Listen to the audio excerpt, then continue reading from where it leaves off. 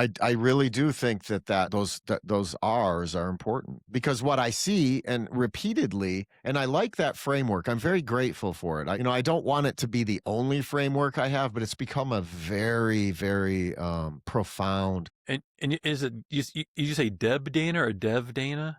Deb Dana. I think that's what the guy told me. I think it's Deb Dana's 4 R's. I haven't read them. Not interested in reading them. The concept. You don't have any curiosity? Not for that. Okay.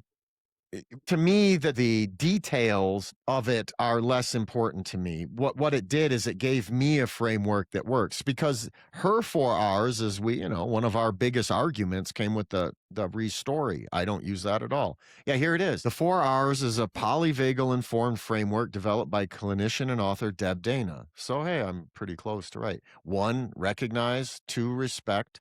3, regulate, which again is not what I use. I use relate or reconnect. Co-regulate. And then restory, shift your mental narrative. I'm not interested in the mental narrative whatsoever. It's not even, in fact, to me, that's damaging. So the 4th R, well, it is. Go ahead. All right, man. Go ahead. Say your piece, dude. But for me, the 4th R is re-strategizing, reconciling, renegotiating.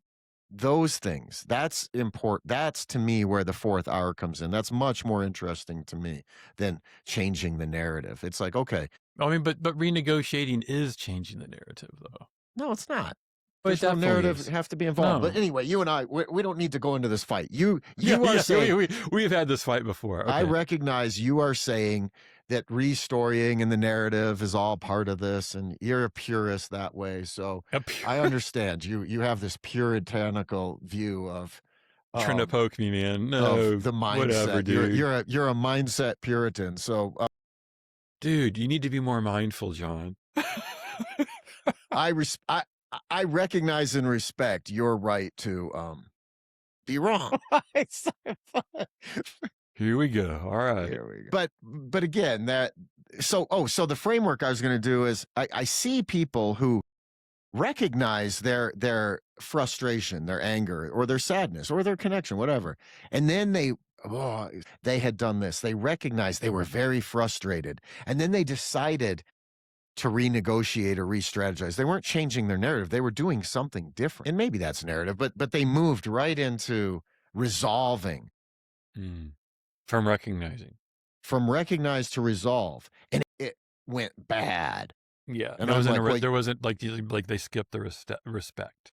And they skipped the relating. Now, what I'm seeing, a lot of people that I work with, they're starting to respect.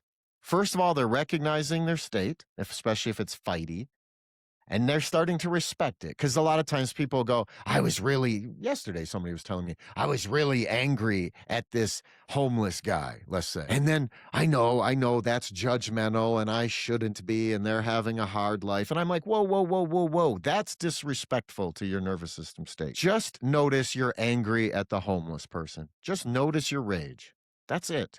Respect that.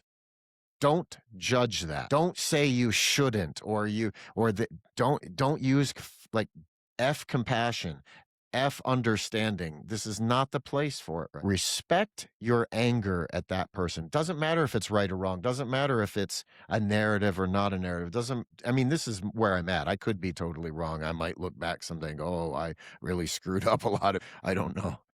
But I'm like, just feel it. Now, that's your respect and recognize your place. But that third part, that relating, that co-regulating, that reconnecting, that's where this, but you have to respect you have to respect their state. Mm-hmm. The problem is it's hard to respect their state probably because they are not recognizing and respecting their own state. They're in deep, deep shutdown. And you can respect that. Like, oh, I recognize they're in shutdown because that is a state. And I can respect that. Once I do that, I might be able to recognize and respect what's going on for them, even if they're not able to. And then maybe there's some relating that can happen. And then, maybe it's restorying or re-narrativing or reconciling or renegotiating. But I think I see so many people who go right from anger right to relating. Oh, I shouldn't be angry at them, so I'm going to be nice to them. Well, I think there's problems in there because their nervous system is going to notice, oh, there's something off. Like you're doing this for a weird reason. Like it's not aligning with your anger at me. And so I think we move to relating and re-strategizing, restorying too fast. That's my current curiosity. But Deb Dana clearly has said something similar. And so without reading what she says about any of this, she's influenced me. And I could be completely on a different track than what. Well, I mean, it puts it into a simple form that is easy to explain to somebody. Like your client explained it to you, it clicked, it made sense. You had an aha moment, and you share it with others. You shared it with me, and I think about it. Like, like when I'm angry about something, whether it's something outside of my control or within my control.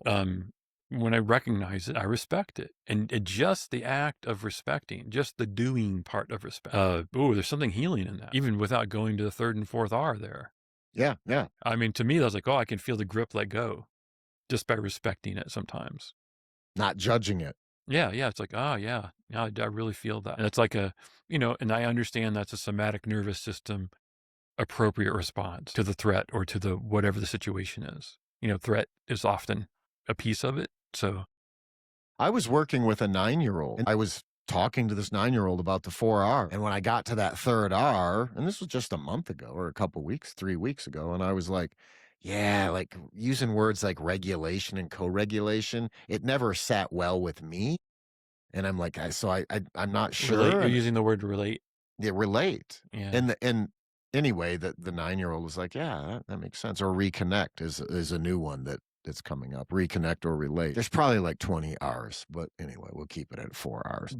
But on the second R, I asked the 9-year-old, I'm like, what does respect mean? And she literally said, to not judge what I'm feeling. I was like, whoa, there you go. I said, you said in 3 seconds what takes me, 5 years and some podcast episodes and incessant rambling to say. Yeah. To just not judge myself at that moment. So if a 9-year-old can get that, then I think to me, that's also like, this is real. This is. So everything that I think, all my theories, all my beliefs and hypotheses, I just run by 9-year-olds to see if it's, I just take a 9-year-old off the street. Hey, what do you think of this? And if they say thumbs up, then I'm like, yeah, I'm right on. That's the indicator. This is a 9-year-old's judgment.